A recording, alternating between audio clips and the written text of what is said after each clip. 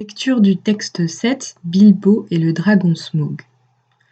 Les nains et Bilbo sont enfin arrivés à la montagne gardée par le dragon Smaug et ils se trouvent devant une petite porte magique coincée dans la montagne. Les nains obligent Bilbo, leur cambrioleur, à rentrer dans cette petite porte pour aller voler le trésor de Smaug. Bilbo continua d'avancer toujours, jusqu'à ce que tout signe de la porte eût disparu derrière lui. Il était entièrement seul. Bientôt, il éprouva une sensation de chaleur. « Est-ce une sorte de lueur rouge qu'il me semble voir approcher juste devant moi, là-bas ?» pensa-t-il. C'en était une. Elle augmenta au fur et à mesure qu'il avançait, et il n'y eut bientôt plus aucun doute à ce sujet. C'était une lumière rouge dont l'intensité augmentait régulièrement. Et il faisait indubitablement chaud à présent dans le tunnel. Des traînées de vapeur flottaient dans l'air et passaient autour de lui. Il se mit à transpirer. Un son commença aussi à vrombir à ses oreilles. Une sorte de bouillonnement semblable au bruit d'une grande marmite sur le feu, mêlé d'un grondement qui faisait penser au ronronnement de quelque gigantesque matou. En croissant, ce son révéla l'indubitable gargouillement d'un énorme animal, ronflant dans son sommeil, là-bas, là en bas, au milieu de la lueur rouge que le hobbit avait devant lui. À ce point, Bilbo s'arrêta. Poursuivre son chemin fut l'acte le plus courageux qu'il devait jamais oser. Les événements formidables qui se produisirent ensuite n'étaient rien en comparaison. Il mena le vrai combat, seul, dans le tunnel, avant d'avoir vu le vaste danger qui l'attendait. Quoi qu'il en soit, après une courte halte, il reprit sa progression. Et vous pouvez vous le représenter arrivant à l'extrémité du tunnel. La petite tête du hobbit jette un regard furtif au travers. Devant lui s'étend la grande caverne la plus profonde, au cœur même de la montagne.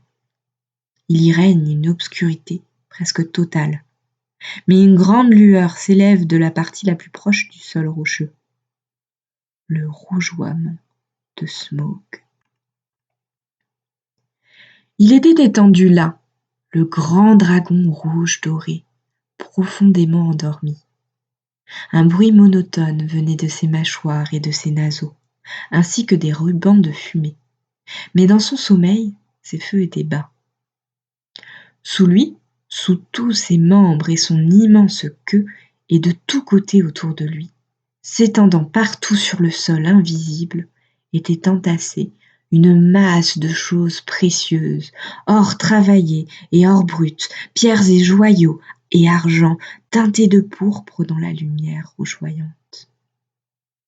Smaug était allongé, les ailes repliées, comme une immense chauve-souris, à demi tournée sur le côté, de sorte que le hobbit pouvait voir son long ventre pâle, qu'un long repos sur sa couche somptueuse avait tout incrusté de gemmes et de parcelles d'or.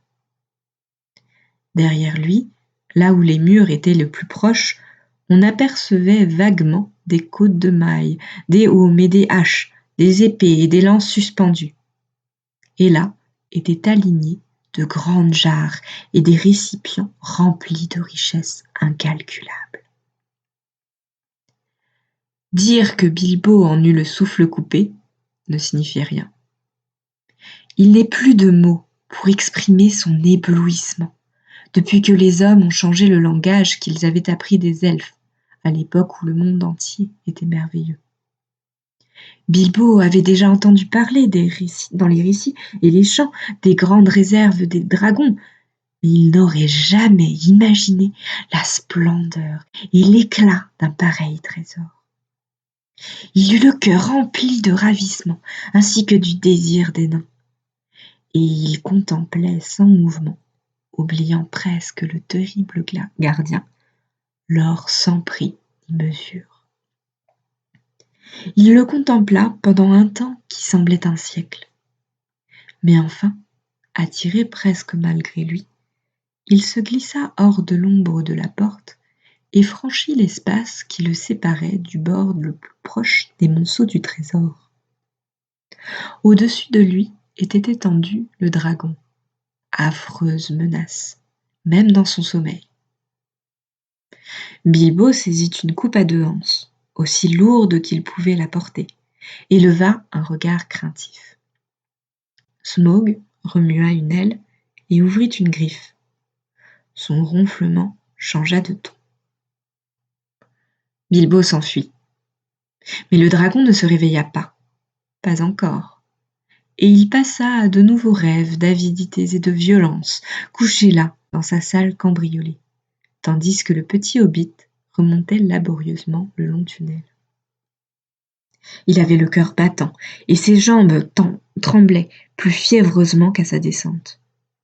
Mais il étreignait toujours la coupe, et sa pensée principale était « Je l'ai fait!